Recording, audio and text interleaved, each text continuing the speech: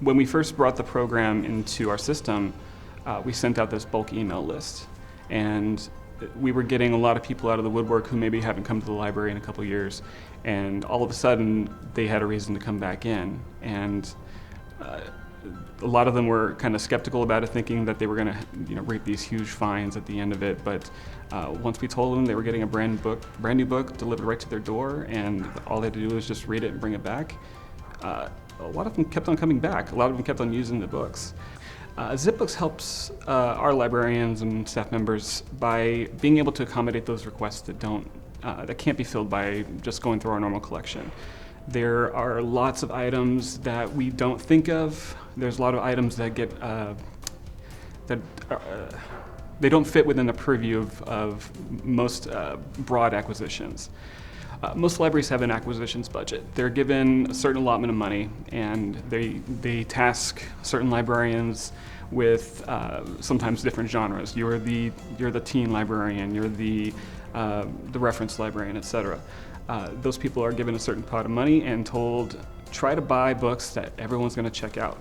And at the end of the year, you can get statistics on what books check out and which ones don't.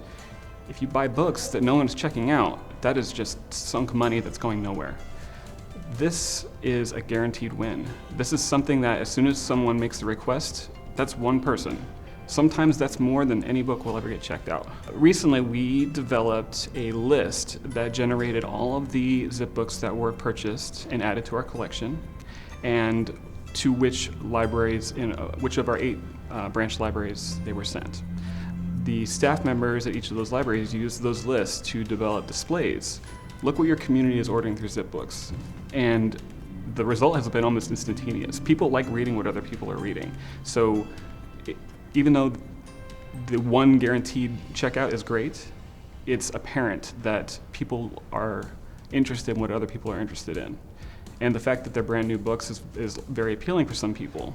Most people, without even realizing it, would much rather read a brand new looking book than an old grubby book, despite its content, judging it by its cover, if you will. We found that as of just recently, the 1,700 books that we've done in this last fiscal year, we've had over 400 repeat users. And that's, every one of those people had to try it once. And I think the numbers speak for themselves. The cost savings for Zipbooks have been profound in our system. We started a little late in the fiscal year, so just under 10 months, we've been able to allocate around $25,000 worth of funds directly into new books that are going right on our shelves. This is money that we would be spending on acquisitions or wouldn't be spending on acquisitions that is now being used to be spent on books that are actually getting read, and in turn getting put back in our collection and being used for other people to use. Some of the great things that I've been hearing from the recipients, it's almost incredulous. It's who's getting the short end of the stick? Where is this money coming from? Are you sure it's free? I mean, it's kind of interesting that and almost it's almost fun to tell them, like, no, it's covered. It's not coming out of it's not coming out of fines or fees. It's something that someone saw an opportunity, they allocated funds, and you're reaping the benefits. And it's great to see people find yet another reason to come to their library.